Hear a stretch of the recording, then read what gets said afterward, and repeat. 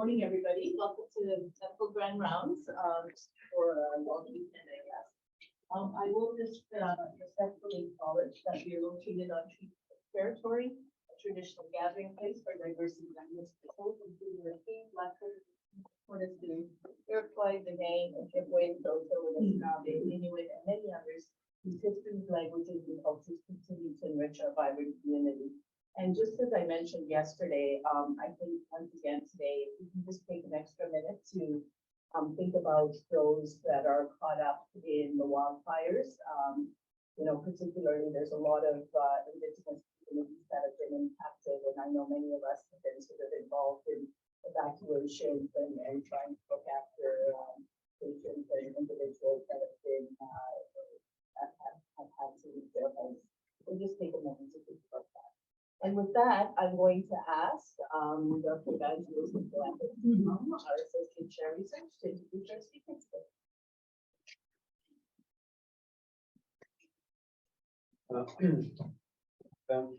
Everybody, we have Professor Marc Humbert today to be our speaker. He gave a wonderful talk yesterday during the recent day, he is a professor of respiratory medicine in the Dean of University Paris at Saclay, French universities. He directs a research center there, and his center is a referral center for pulmonary hypertension for the whole country of France. And one of the biggest in the world, certainly one of the two biggest in Europe. It's probably the best in the world in terms of organization, networking, and quality of research.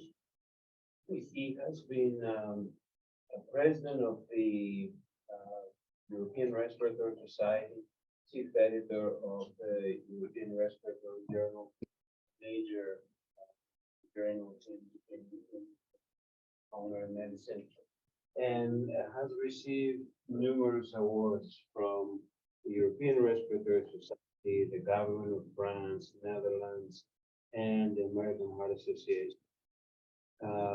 He's being considered to be certainly the most influential and cited scientist in the pulmonary hypertension field, but overall one of the most influential clinician scientists in general. He has more than 1,000 publications. I always laugh when I say that because it does sound funny, but it is true. And his AIDS index is 160. But as I told him yesterday, when I introduced him at our recent day, for me, his biggest achievement was not those papers for those admissions, but the fact that he managed to marry and stay married to a Greek woman.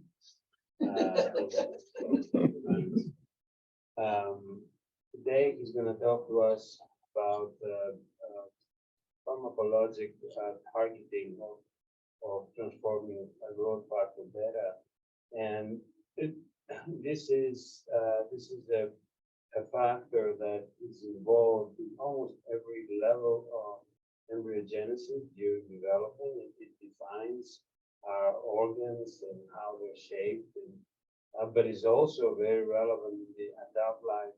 Every time you heal a wound, MGR beta is the factor that activates and coordinates your fibroblasts in all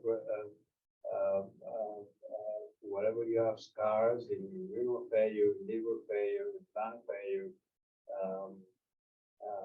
MGR beta is a major player. So, Marc, welcome, and thank you for coming, giving a second talk. Thank you. Thank you very much, Evangelos. Dear friends, dear colleagues, it's a great pleasure and honor to be here for a second talk. You introduced me better than I would do, so it's fantastic, and I'm still waiting for a medal for my wedding, because a long survivor wedding. So it's very good.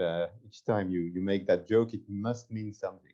So thank you, Evangelos. So great to be here with friends, colleagues, including doctors who made the way to Paris and went back to Calgary, and we try to establish strong ties between the two institutions. And when I was asked to give a talk, I was free to give the talk I wished for the research day and for the ground round. And I thought for the ground round, I would focus on what is really hot in terms of novel drug development in PH. And I will first, in that context, disclose that I have relationships with companies, and among these companies, some are involved in drugs I will discuss today. So it's good for you to know, but I try to be fair and balanced. And many of the slides I will show are derived exclusively from my own laboratory. So last year was a very important year for the pulmonary hypertension community worldwide, because it was the year of the revision of the European Society of Cardiology and European Respiratory Society guidelines for the diagnosis and treatment of pulmonary hypertension. And these guidelines are endorsed by the International Society for Heart and Lung Transplantation and by a very important organization at European level, which mimics what we have done since the early 2000s in France. It's the European Reference Network on Rare Respiratory Diseases, what we call ERN Lung. And within the ERN Lung, there is a core network devoted to pulmonary hypertension, and I'm in charge of that. You see many names you may know among the authors. What you may not know is that among the authors, we had patients, 2 patients, one lady and from Italy, and one gentleman from Hungary. And they are still very, very close friends, and we work very hard with them. So pulmonary hypertension, it's not a disease. It's a hemodynamic state, or it is an umbrella term, as you said yesterday. And it affects more or less 1% of the worldwide population, because when you got comorbid heart and lung diseases, you may have mild elevations in mean pulmonary artery pressure. However, when you deal with advanced pulmonary vascular disease, you are more in the kingdom of rare lung diseases. And that's my own major interest in medicine. So on this slide, you see that pulmonary hypertension is not rare. It's defined by a mean pulmonary artery pressure above 20 millimeters of mercury, which might be due to left heart failure. And in that case, it's passive elevation of pressure with no remodeling of the small pulmonary arteries. Or it may complicate the course of lung diseases where there is some vasoconstriction and remodeling of the small pulmonary vessels. And then the most important focus for me, group 1, pulmonary arterial hypertension, defined by massive remodeling of the small pulmonary arteries, with very often involvement of dysregulated genes and local growth factors. Group 4, pulmonary hypertension due to chronic thromboembolic pulmonary disease, is really important as well, because it is a treatable form of pulmonary hypertension. And this is really important to highlight the fact that when you have a patient with pulmonary hypertension, first it is pre or post capillary. And when it is pre-capillary, the most important thing is to see whether or not there is a treatable chronic thromboembolic pulmonary disease, because you know that surgery, angioplasty, medical therapy can be useful in those patients.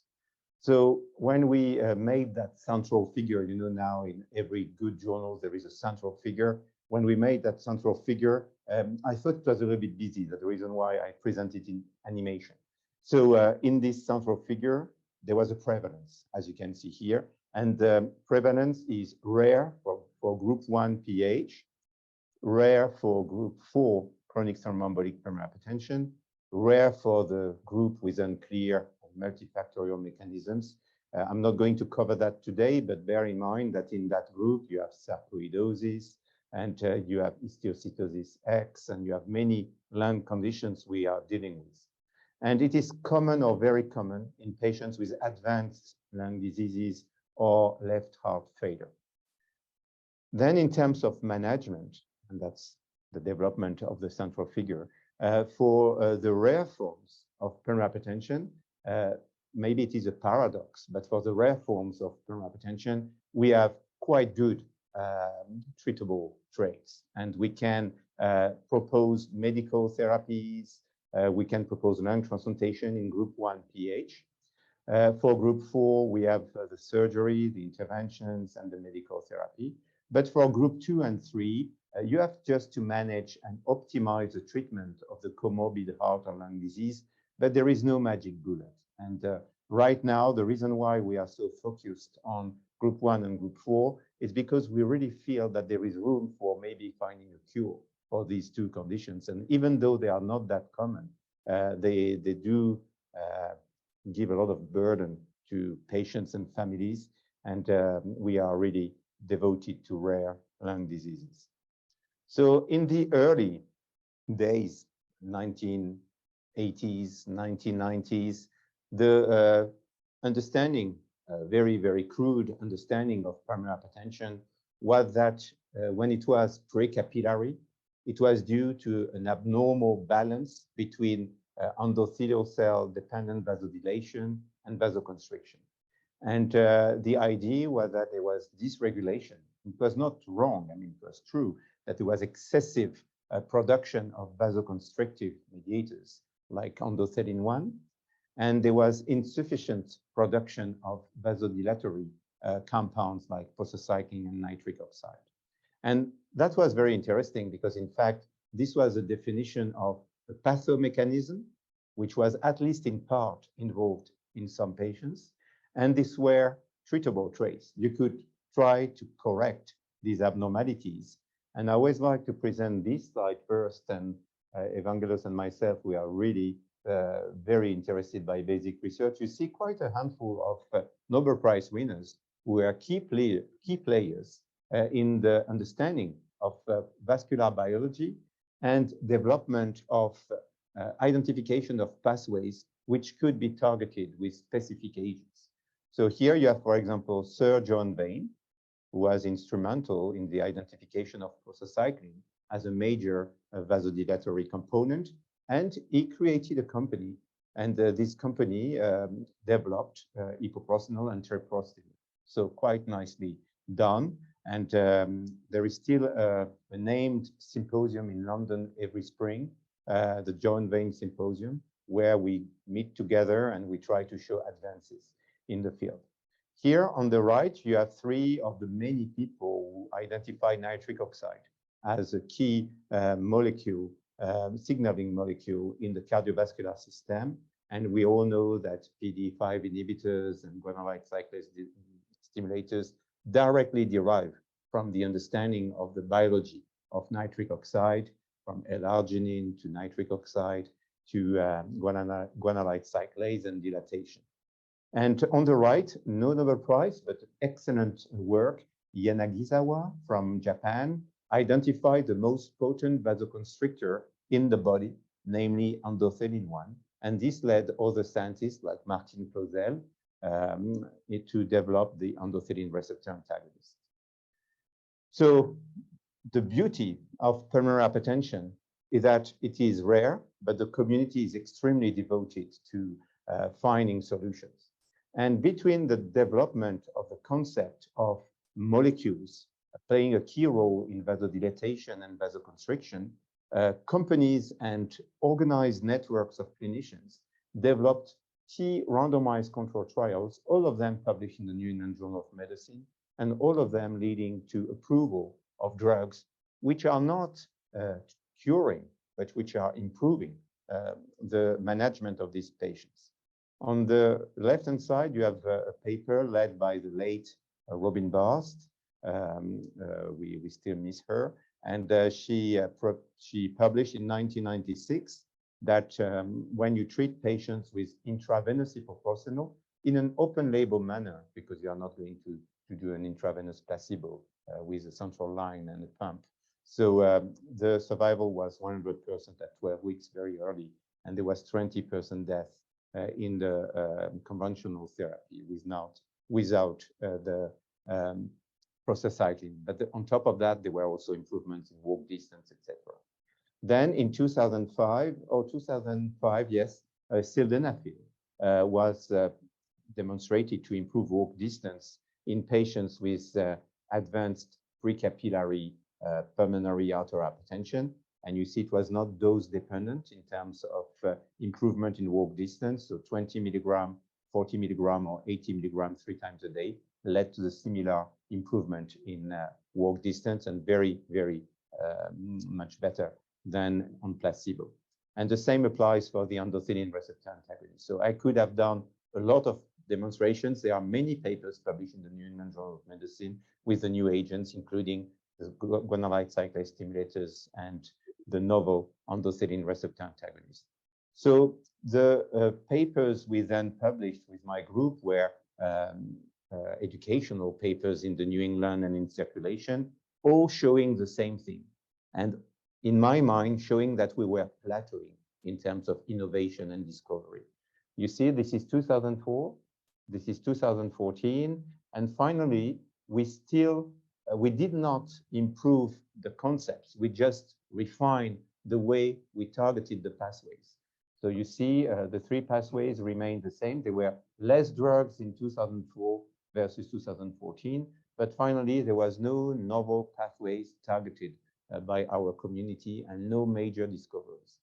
The major discovery made in the years 2010, 2020 were the identification of initial and sequential combination therapy, showing that when you combine 2 or 3 drugs targeting the 3 pathways, you have better improvement in functional capacity and outcome as compared to monotherapy. So this led to treatment algorithm, which is currently published and which is currently standard of care, where we put together a key message is that when you have a patient with PH without major comorbidities and not very aged or not very comorbid, you have to re-stratify the patient, and Jason in the room has worked a lot on re-stratification. And according to your re-stratification, and it's not my talk today, so I'm not going to go too much in detail, but if you have a high risk of mortality at 1 year, we do recommend initial triple combination therapy with a parenteral prostacyclin, an endothelin receptor antagonist, and a PDE5 inhibitors. If you have low or intermediate risk of mortality at 1 year, initial double oral combination therapy is the way to go.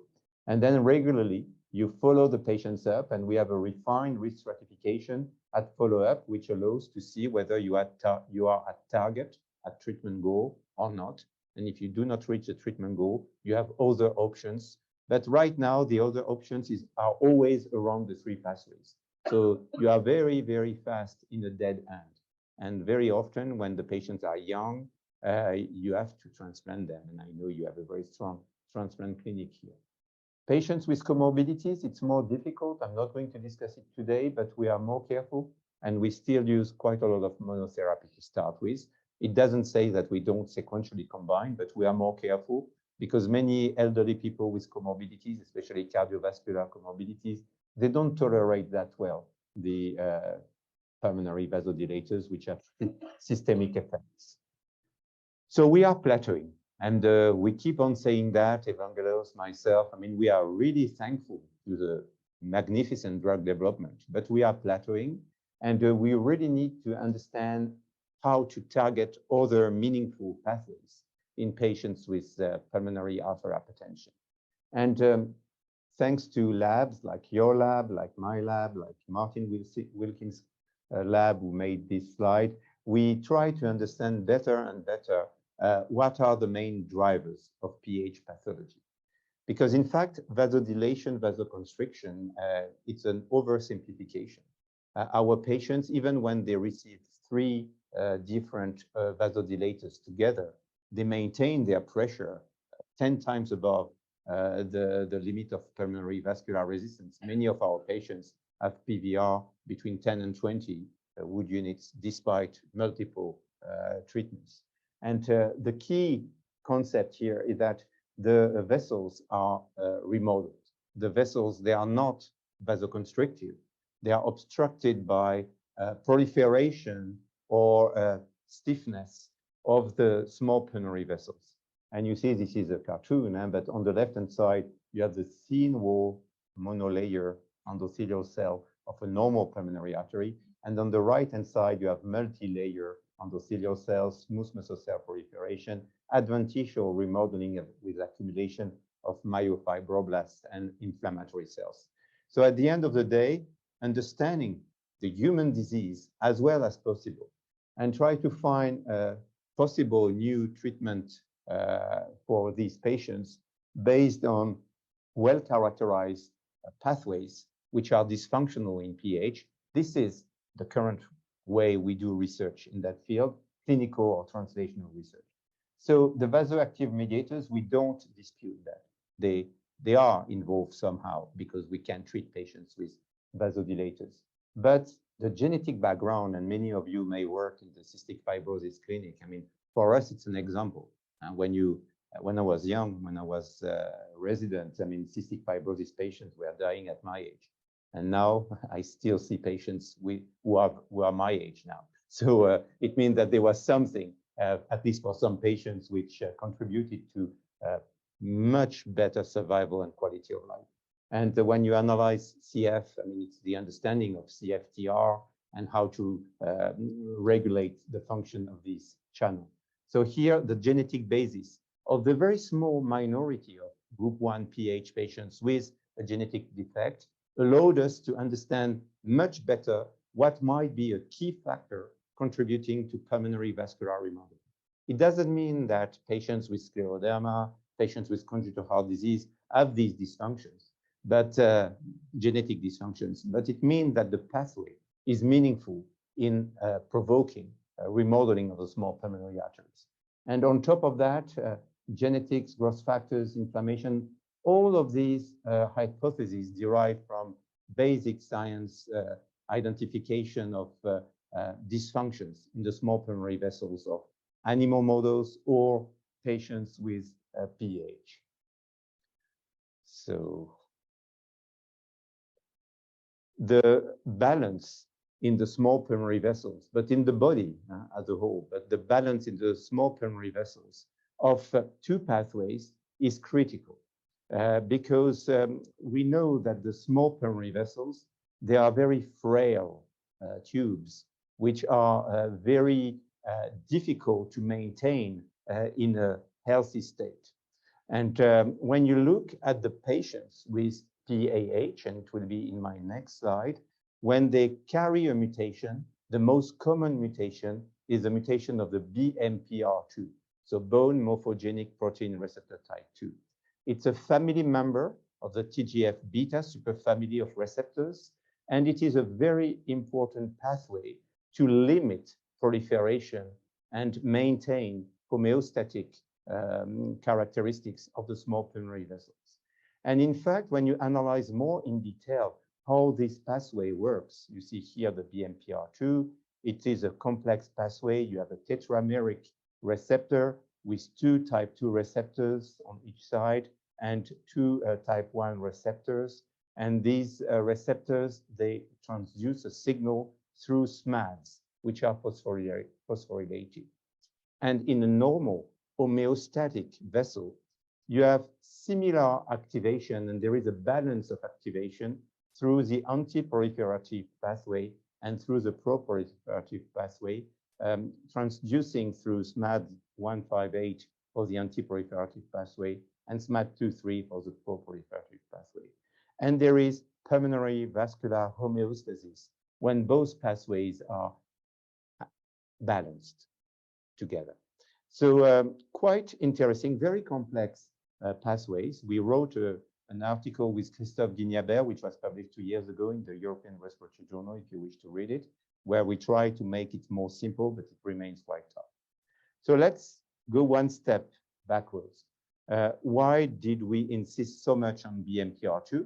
It's because up to 80% of familial PH, but also 1/3 of people with so-called idiopathic sporadic PH, they do show a genetic defect in BMPR2.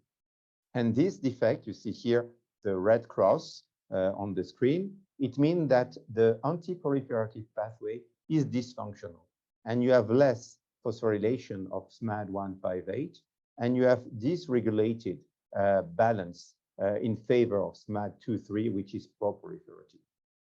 So many people trying to find a solution for treating PH patients with novel agents, they insisted a lot on managing the BMP pathway.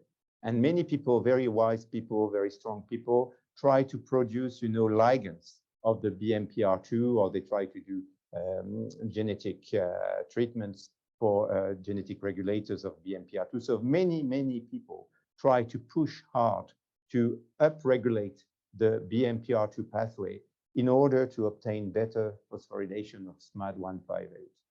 But the beauty of this balance is that there is another way to interfere with this dysfunctional TGF-beta superfamily.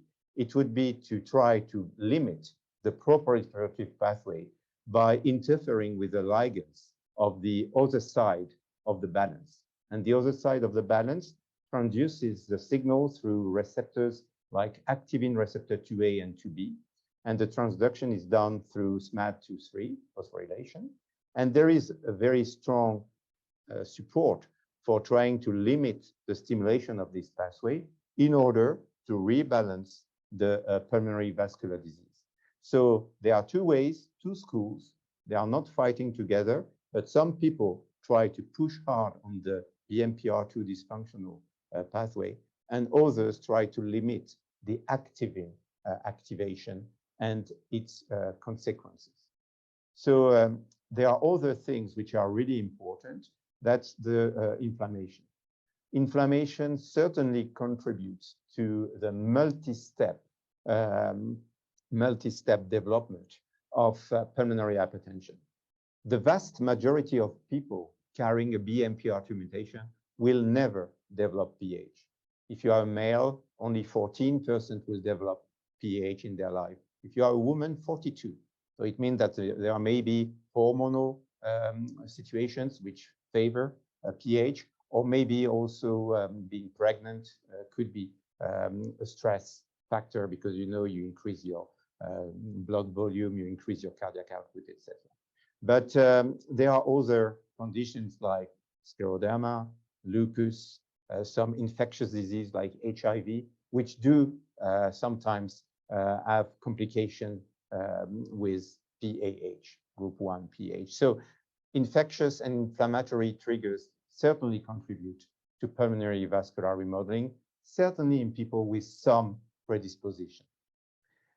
So let's go now a little bit to the lab. And this first paper was done in my lab by Aurélie Hautefort, a PhD student. And with Frédéric Perrault and the team, they built some BMPR2 mutant rats to see whether these rats would develop PH. And like in humans, the deletion of BMPR2 in rodents does not lead to spontaneous PH. Some people find mild elevations, but it's very, very mild. And there is some pulmonary vascular remodeling when you have a BMPR2 mutation, but not enough to produce elevated pulmonary pressure.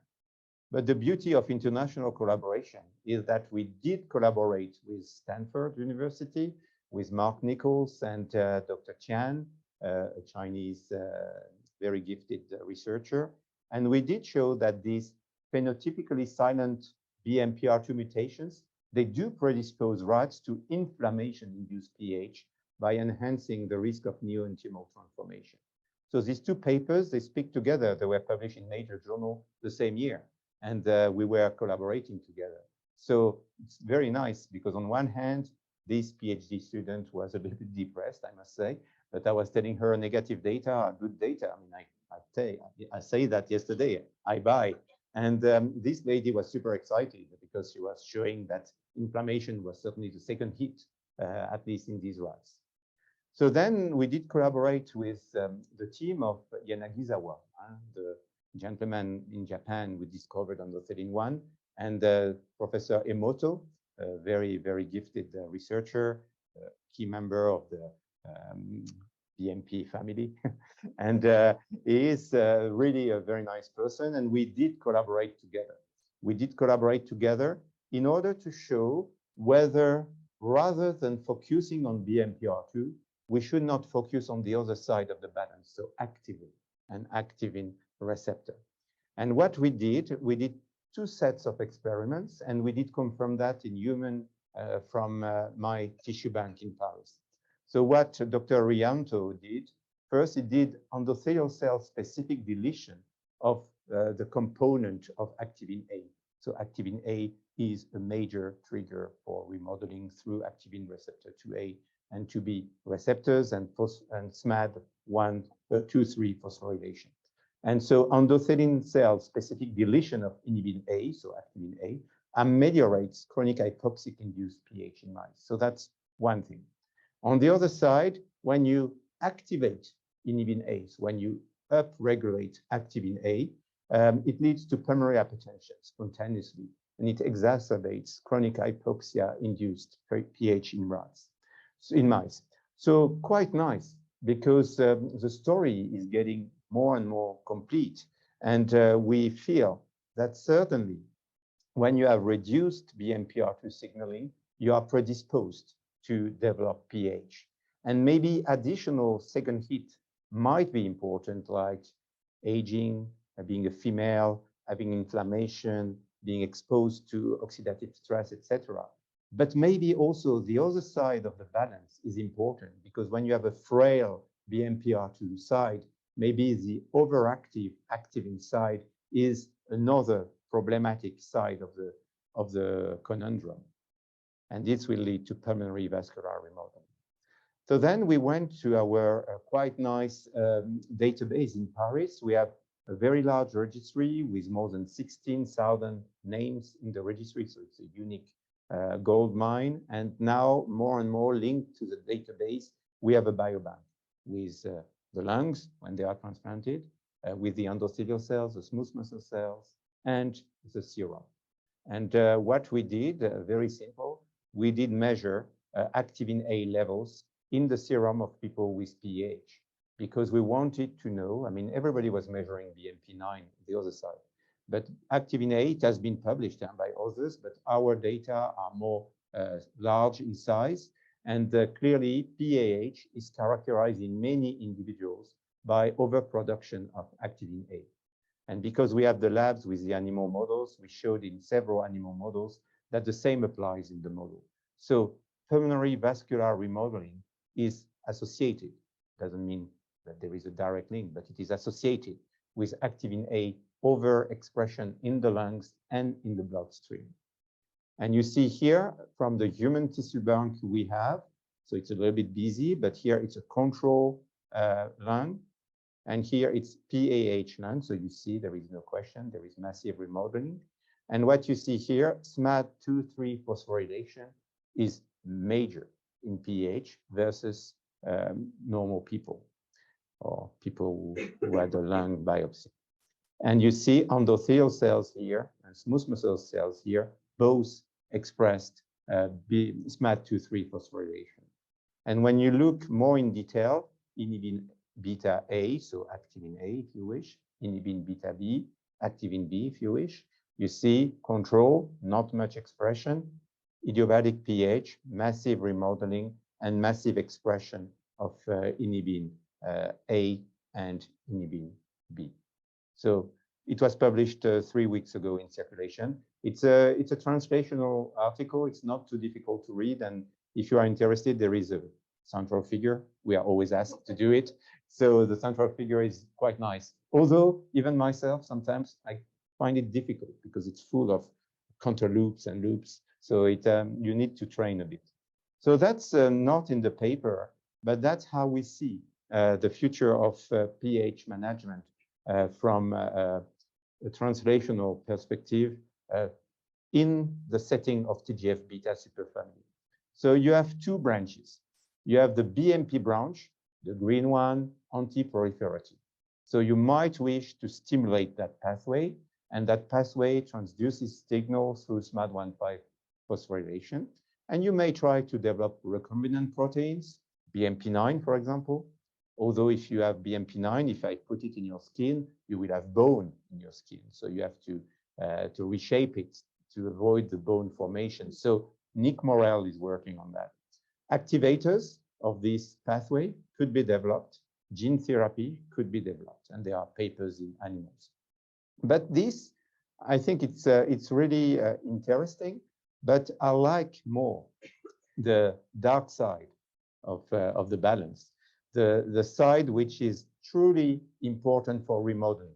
As Evangelos said in the introduction, TGF-beta is very important in development of the body, in scarring, and also in remodeling of conditions characterized by fibrosis.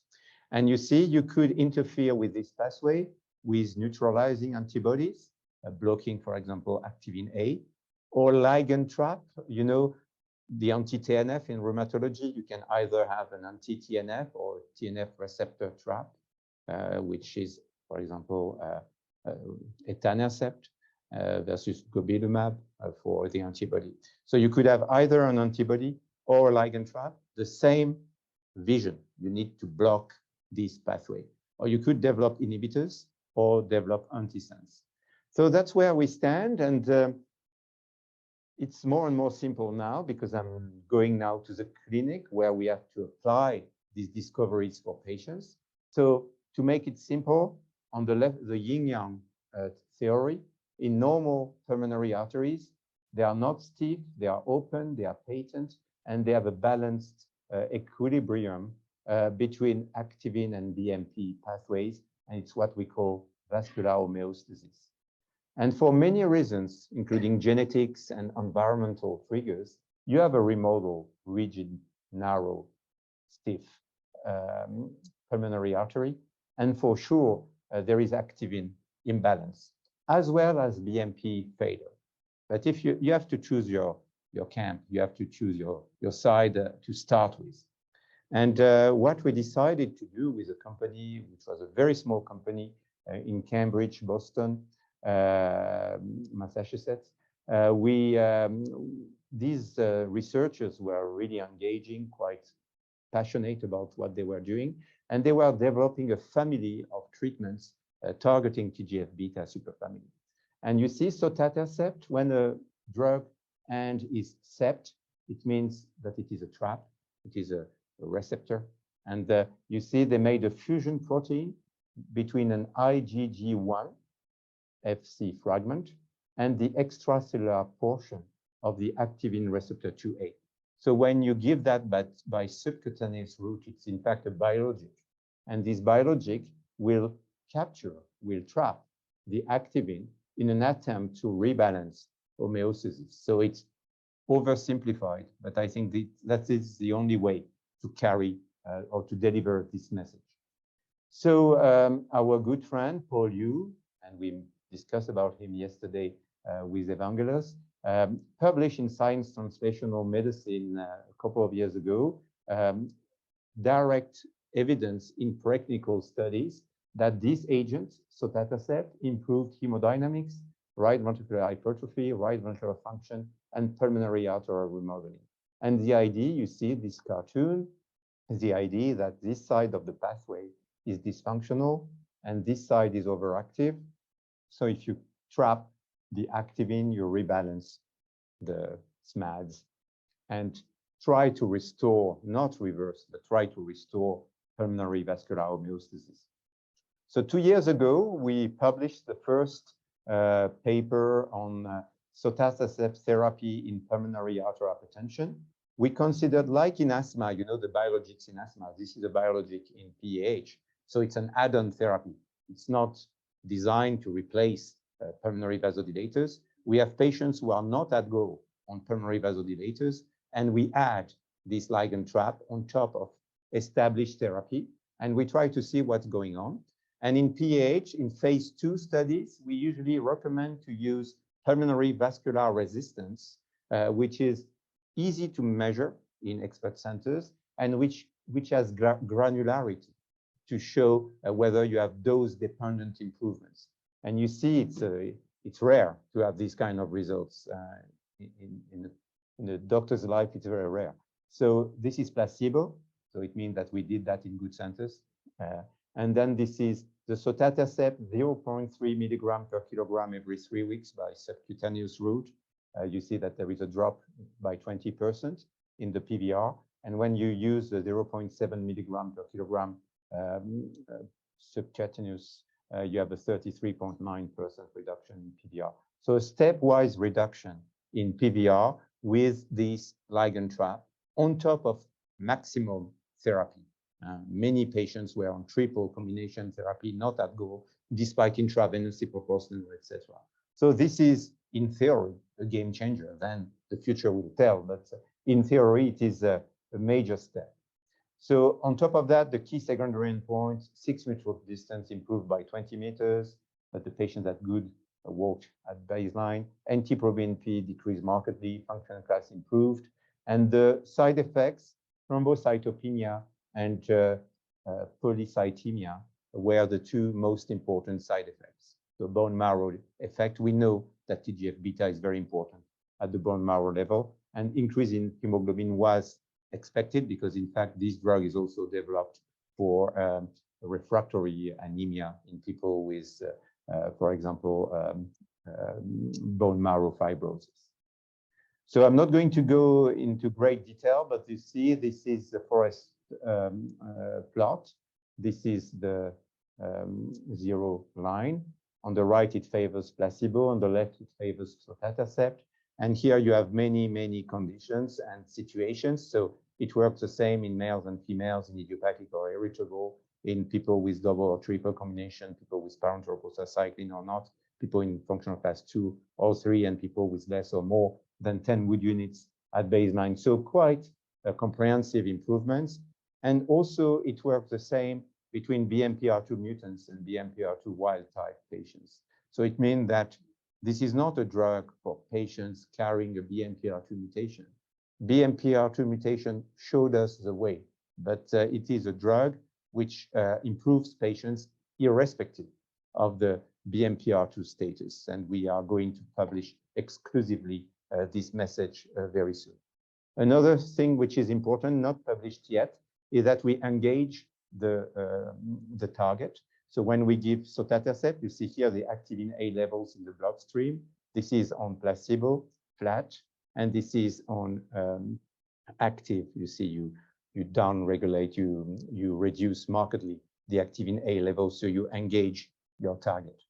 And very nicely, the open label extension, you see at after 18 to 24 months of treatment, when the patients are on active therapy, only 1 in 10 is in functional class 3. The vast majority are in functional class 1 or 2, which is quite unique. Let's have a deeper look at safety, because when you have long-term extension, it's not to show efficacy. I did show it by enthusiasm, but safety is the most important thing. And thrombocytopenia and hemoglobin increase is maintained, but telangiectasia occurs. And in fact, we are making a kind of hereditary hemorrhagic telangiectasia phenotype in our patients. Not a major one, but they develop telangiectasia. Certainly because this ligand trap traps not only activin GDF8 and GDF11, but also BMP9, which is a key driver of HHT. You know, ALK1 is a major mutation, and ALK1 binds to BMP9 and BMPR2. And that's fascinating, in fact. So 11% of the people in the long-term extension had that. Despite that, of course, there was a family of phase 3 trials, and we published last month the phase 3 trial of sotatercept, the STELLAR study in the New England Journal of Medicine. And very briefly, this is a very simple study, 323 patients randomized to receive either placebo or sotatercept, initial dose 0.3 milligram per kilogram, target dose 0.7 milligram per kilogram every 3 weeks, primary endpoint 6-minute walk distance, and then a list of secondary endpoints which are listed in a hierarchical order. So if you don't hit one, it's over. So you have to hit the first, the second, the third. So big bet, and we did it right. So you see there are many patients randomized. Here it's a placebo. Here is a sotatercept. At 24 weeks, you see that there were 4 deaths on placebo and 0 deaths on active. But at end of study, there were 2 more deaths on placebo, 1 more death, sorry, on placebo, and 2 more deaths on active. So no differences in terms of mortality at the end of the study. And here you see the patient characteristics, quite severe, quite young, many of them on triple combination therapy, and many of them not at goal. And this is a primary endpoint, quite impressive. We have been waiting for that for a long time. You see here the placebo, no change in walk distance at 6 months, and here 40-meter improvement on top of triple combination therapy or double combination therapy in 95% of patients. So a real meaningful improvement in walk distance. And then all the secondary endpoints went positive except the last one. So 8 out of 9 were positive, including multi-component improvement, which is a mix of improving or maintaining the functional class 2, or improving by 30% the BNP, or improving by more than 30 meters the walk distance. The PVR was reduced by 1/3. NT-proBNP was halved. Functional class was more improved on sotatercept. Time to clinical worsening was quite impressive. You see here, this is worsening in the active group, and here it's on placebo. So you were, there was an odds ratio of 0.16, meaning that you were 84% more likely to deteriorate on placebo versus active treatment. The side effects, once again, we have to be very careful with that. There were more treatment emergent adverse events related to treatment with sotatercept. It's not tap water, it has an effect. And you see there are more side effects now. Bleeding events, so you remember what I said about HHT, and you see the bleeding events are mostly epistaxis. So they really look like mild forms of HHT, and long-term surveillance will be certainly needed. So bleeding events were more common in patients on sotatercept, telangiectasia, much more on sotatercept, increased hemoglobin, lower lower platelet count, and increased blood pressure. And epistaxis, telangiectasia, and dizziness were reported more frequently than on placebo. So it's an important study. It is a phase 3 study. It is a rare condition, only 323 patients treated, but certainly there is hope in the field. And to close, I would like to say that the story is not over. With Jason, Jason's made that on biorender.com, and it's a beautiful way to carry messages. You see that here it's sotatercept, and sotatercept, it's only one side of the multiple pathway involved in PH, but you have many, many other pathways which might be dysfunctional and might be important to improve our management of PH. So thank you very much for your invitation.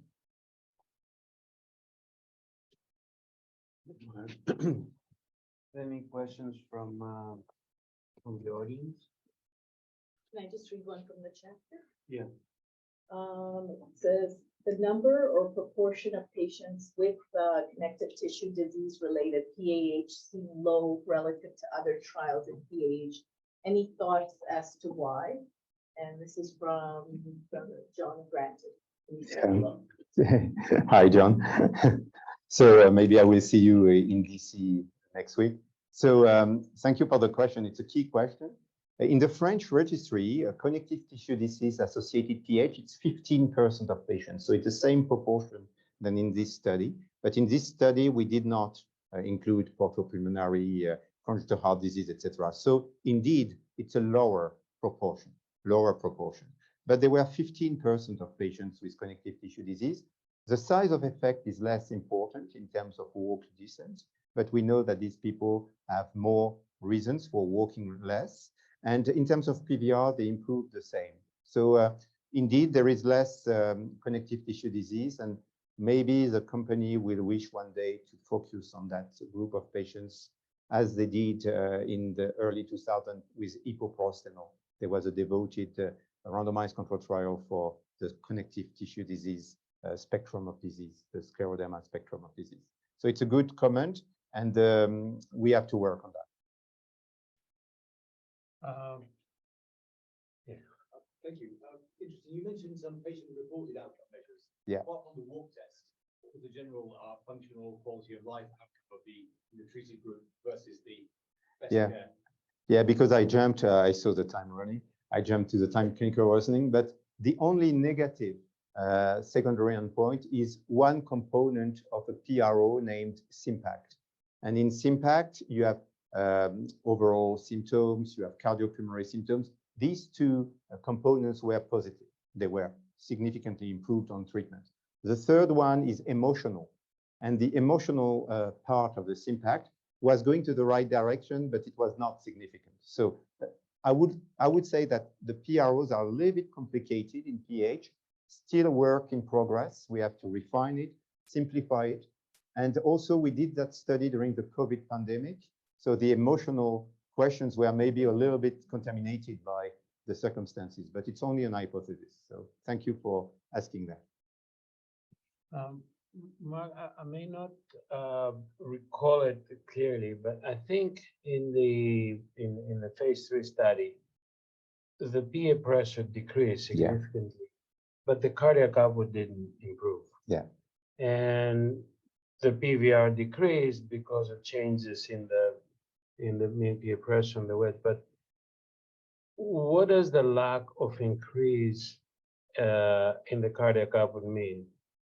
Could it mean negative effects on the right ventricular function?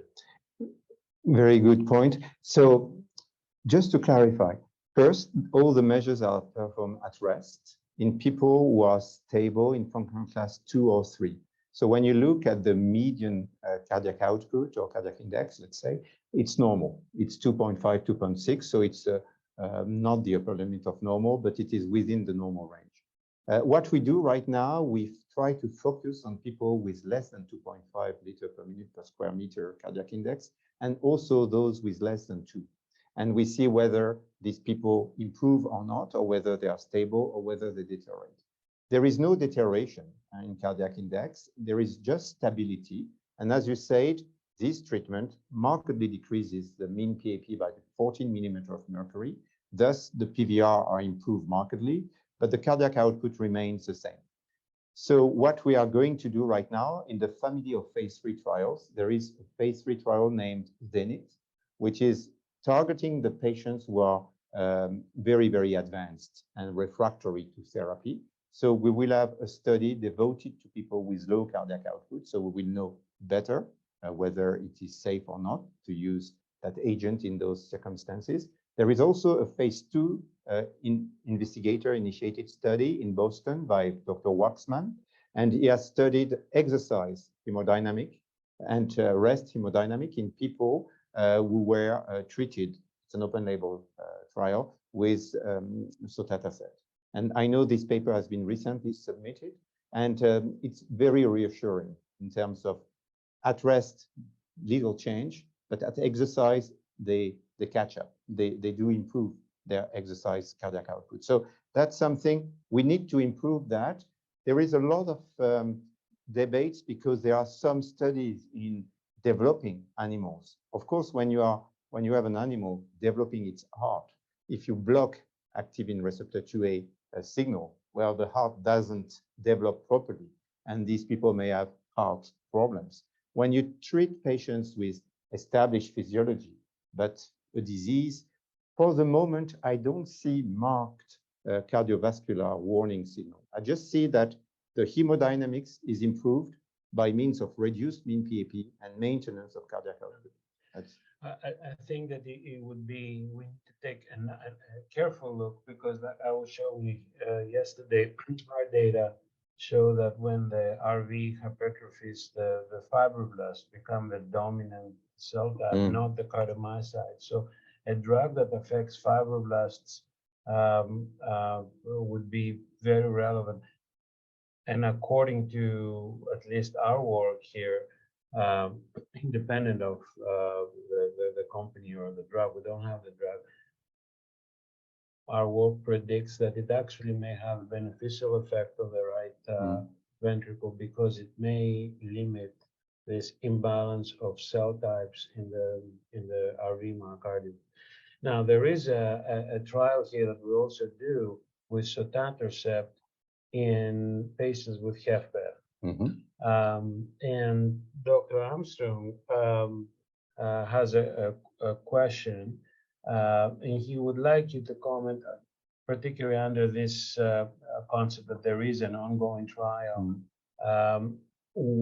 on why there is so much diversity on the response of the pulmonary circulation to problems of the left ventricle. Some people get mild pulmonary hypertension, some others with the same problem in the left ventricle get severe pulmonary hypertension. No, it's a great question, and thank you, Paul, for the comment. So first, the study on sotatercept in people with left heart disease, HFpEF, and severe pulmonary hypertension is really targeting very rare subgroups of group 2 PH, those with pulmonary vascular resistance above 5 Wood units. It's not every day. It's not every day because many of these patients, they have high wedge and they have PVR between 2 and 5. So first, and finally, it's in departments like mine, we have these enrichment in such patients. And such patients, they are not really common, and they do have right heart failure, and they look a little bit like outliers. They look a little bit like the group 1 PH because they have very advanced pulmonary vascular remodel. So why do some have these and others not? I think we have to find the genetic background. We have to find the multiple step backgrounds, inflammation, oxidative stress, growth factor. Maybe some have some SNPs in some genes, and that's certainly a work in progress. I'm not a cardiologist, but I think the cardiology field should really make very large registries of these patients with biobanks. Okay. I think there is the last one. Yeah. I find pulmonary hypertension sort of unique because it's one of the few cases where the treatment is something that my medication will have recovery over months and years. Do you think that there's some insights into pathophysiology that you could get by looking at that population through post-ventilation? And my second question is are those patients included in the registry? Can you repeat the question? Yeah, maybe I didn't get everything. So you asked me about the people with hypoventilation? Yeah. So I'm going to take the first one first. So indeed, in the group 3 pulmonary hypertension due to chronic respiratory disease, there is a unique subset. It's not sleep apnea, it's hypoventilation. And these people are hypercapnic. And when they have pre-capillary pulmonary hypertension, it's entirely reversible when you treat them with ventilation. And that indeed means that there is a direct link between hypoxia, hypoventilation, vasoconstriction, and remodeling. So that's a very simple explanation. And I think it is true broadly. The second question was about? Probably don't capture them as part of the registry. Yeah, we do not, but maybe it's a mistake because this population is unique and it's always good to understand better, but we don't put them in our registry right now. Thank you. Okay. Thank you very much. There is. Oh, we have one? Yeah. Oh, we do? Let's do them fast. Yeah, we will do them fast. Thank you for the excellent talk. Well, what about HST patients? Can